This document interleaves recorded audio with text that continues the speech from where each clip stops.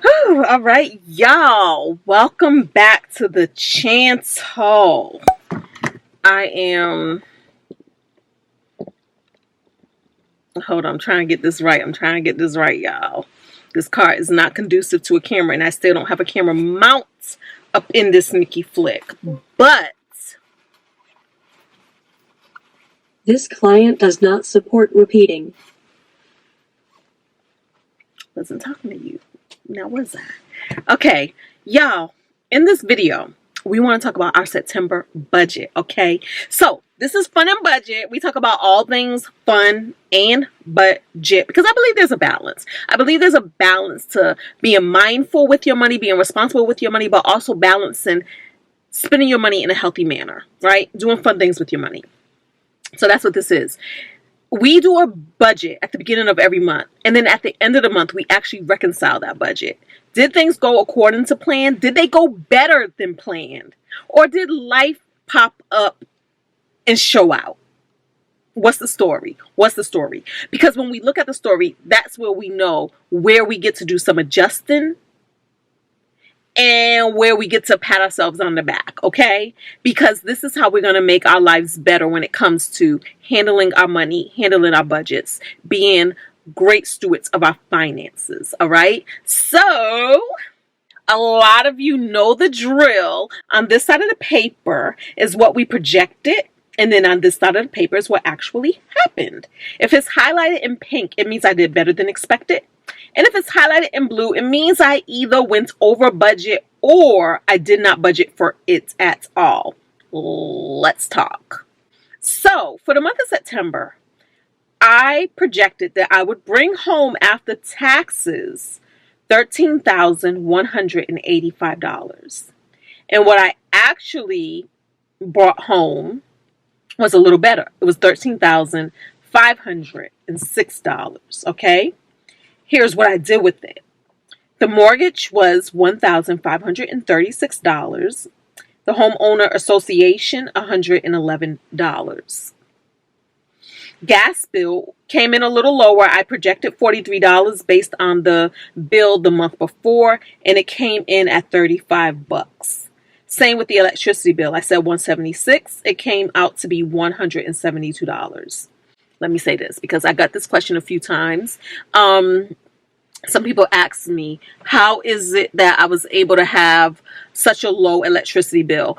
I think it's because I really have not been using my AC this summer. Some of you know that the AC on the first levels of my home was broken and I never got around to having it fixed. It just needs Freon, right? And it wasn't really that hot. I don't know. The house stayed pretty cool. And so we just didn't see it as a priority. And then the upstairs AC units, again, the house is pretty cool. So a lot of times we're turning it down to like about 72 degrees when it's time to go to bed. So that's the only thing I could say why the electricity bill was so low. Okay. The water bill was $158 and that's for like 3 months. Cell phone is $202 and that's for me. On my plan is me, my mother, and my grandmother. And then also a little bit that I'm paying for this good phone right here. $90 for the internet. And I said home security system was $57 and it actually went up again. So it's now $60. Insurance for my car, for my house, and for somebody else's insurance that I pay as a gift is $503. And that's higher than what it normally is because y'all know we got this good car. And so the insurance for this car, it went up because it's a newer car. My other car was a 2013 Tesla. This is a Lucid 2025. And so therefore insurance went up a little bit. Easy Pass, $25. The lawn, $150. The car, this good car right here, I'm leasing it. It's $450. The lease is actually lower than that, but I send $450. It's just a little bit extra, right? No big deal. P.O. Box. I pay this annually. I said $230. It came in at $234. So that also means P.O. Box went up a little bit as well. Subscription services. This is for Netflix and this is for Prime Videos. What is it? It's that thing. It's Paramount Plus. Paramount Plus. $36. Groceries came to $534. Now, these next four things, to include groceries, I don't necessarily give it a budget, a dollar amount. I do what I call mindful spending.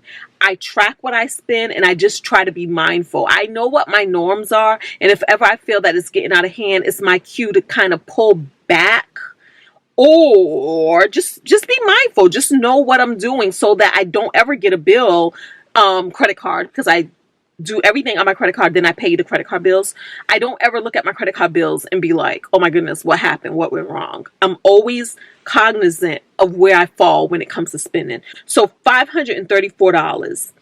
$464 was from Factor. We do Factor weekly, and this is how we do our lunches, Jay and I, throughout the week.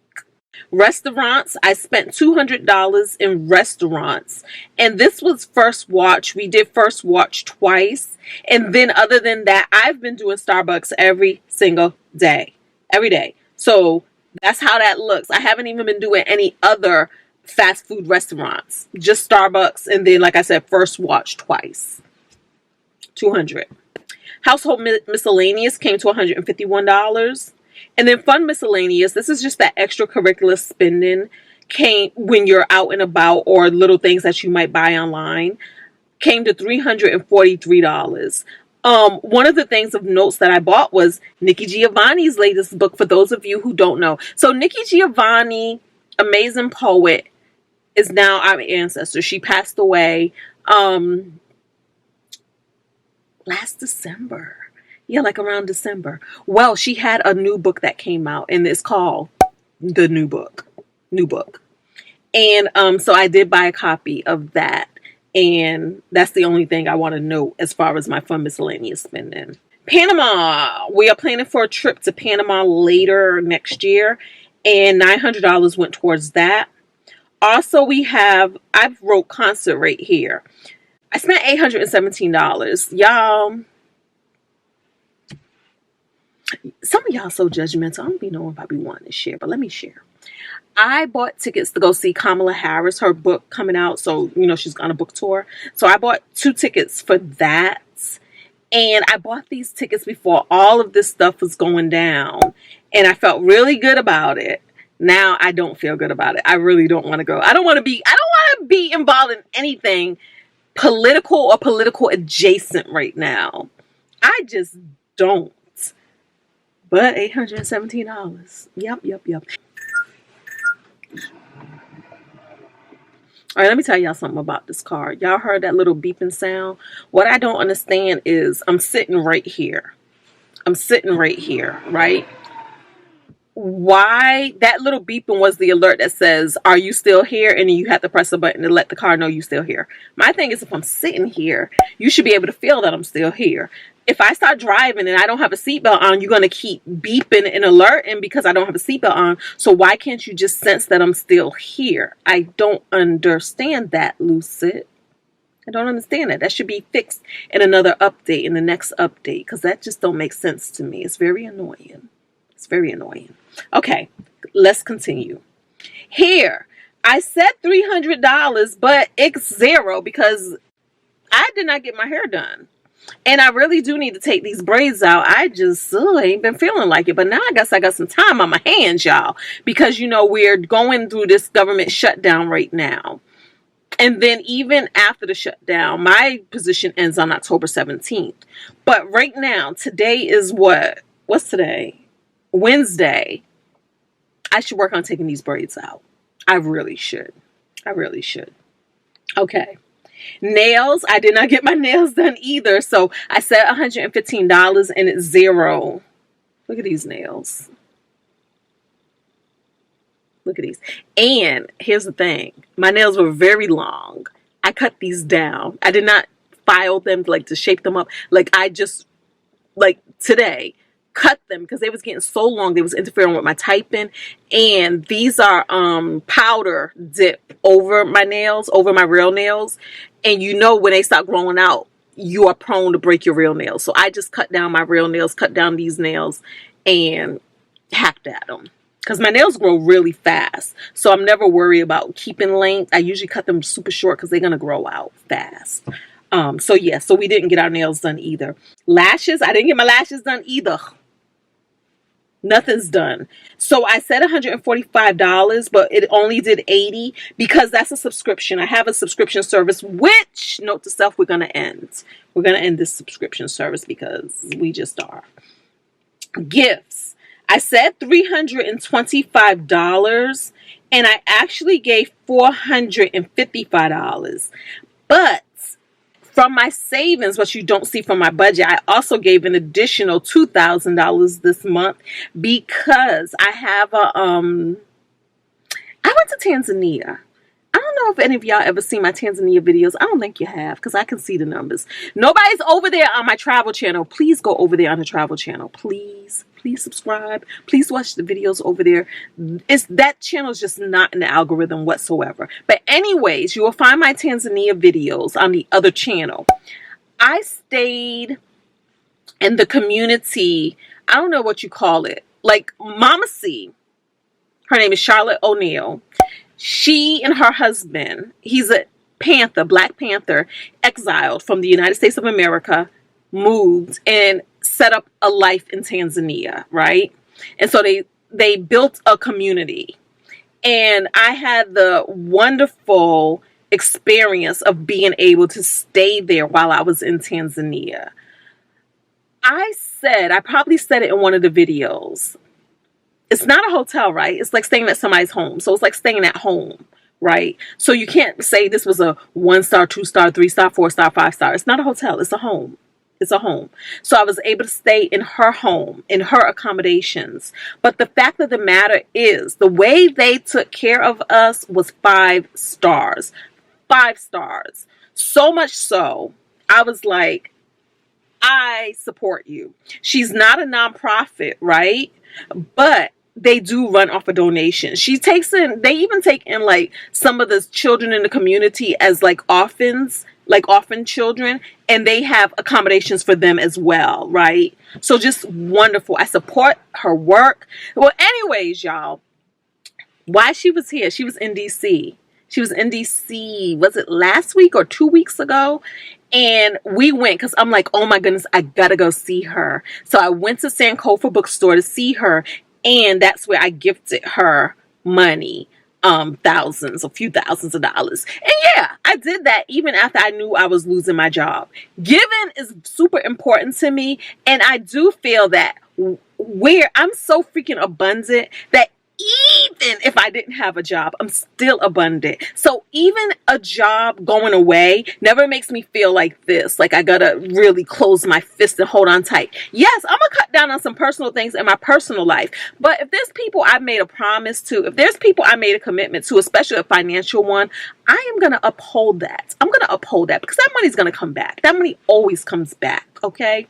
So that's why I said that. So I pulled that money though from my savings.